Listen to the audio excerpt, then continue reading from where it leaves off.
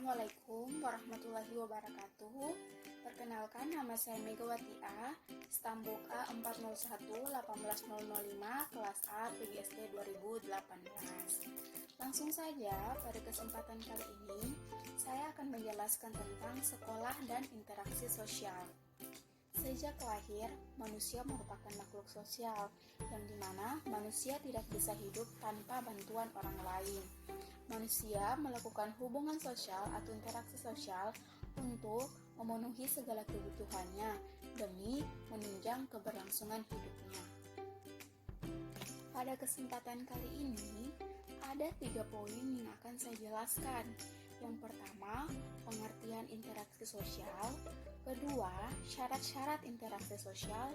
Dan ketiga, bentuk-bentuk dari interaksi sosial. Interaksi merupakan suatu hubungan yang dibuat oleh individu dengan individu, individu dengan kelompok, ataupun kelompok dengan kelompok.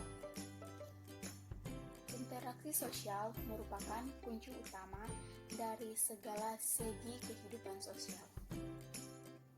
Terkait dengan hal tersebut, interaksi sosial dalam masyarakat didasarkan pada beberapa faktor, yaitu faktor yang pertama yaitu faktor imitasi, menunjukkan pada sikap manusia yang ingin meniru dan berperilaku sama dengan orang lain.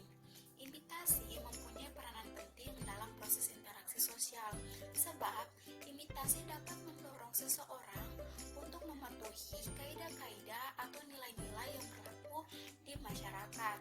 Namun dengan demikian, dengan imitasi akan berdampak negatif jika yang ditiru adalah perilaku yang menyimpang dari norma-norma.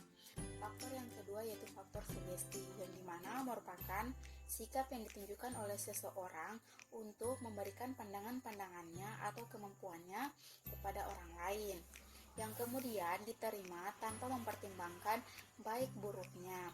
Sugesti dapat berlangsung manakala seseorang yang menerima pandangan-pandangan tersebut tidak mampu berpikir secara rasional dan berada dalam tekanan-tekanan perasaan pada diri manusia.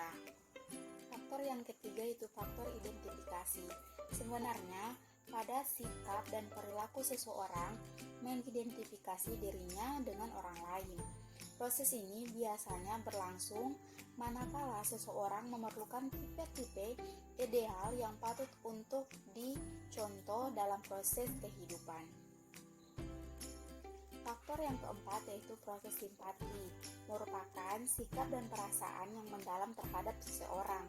Proses simpati ini adalah perasaan memegang peranan penting dalam pelaksanaannya, sehingga proses interaksi bisa terjadi jika ada seseorang yang bersimpati terhadap orang lain.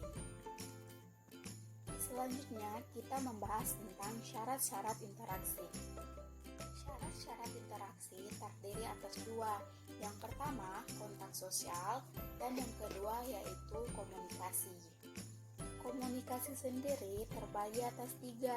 Yang pertama, komunikasi antar orang perorangan, yang kedua, antar satu orang dengan kelompok, dan yang ketiga, antar kelompok dengan kelompok lainnya yang terdapat dalam masyarakat. Pembahasan selanjutnya mengenai bentuk-bentuk interaksi sosial. Adapun bentuk-bentuk interaksi sosial yaitu yang pertama yaitu proses-proses sosial. Proses-proses sosial mencatat bentuk-bentuk seperti pembentukan partai, pembagian kerja, asosiasi dari beberapa anggota, posisi terhadap penguasa, konflik, persaingan, rasa terima kasih, kagum, dan percakapan. Kedua yaitu tipe-tipe sosial, memusatkan perhatiannya bukan pada proses interaksi, melainkan peran perilaku yang khas dari seseorang yang terlibat, seperti misalnya penengah, orang yang tidak memihak, wasit, atasan, bawahan, pedagang, dan orang miskin. Kemudian ada pola-pola perkembangan sosial atau proses-proses sosial yang mencatat bentuk-bentuk sementara itu. Pola-pola perkembangan memusatkan perhatian pada proses-proses sosial yang kompleks, seperti diferensiasi sosial. Itulah materi yang dapat saya jelaskan. Lebih dan kurangnya saya mohon maaf. Wassalamualaikum warahmatullahi wabarakatuh.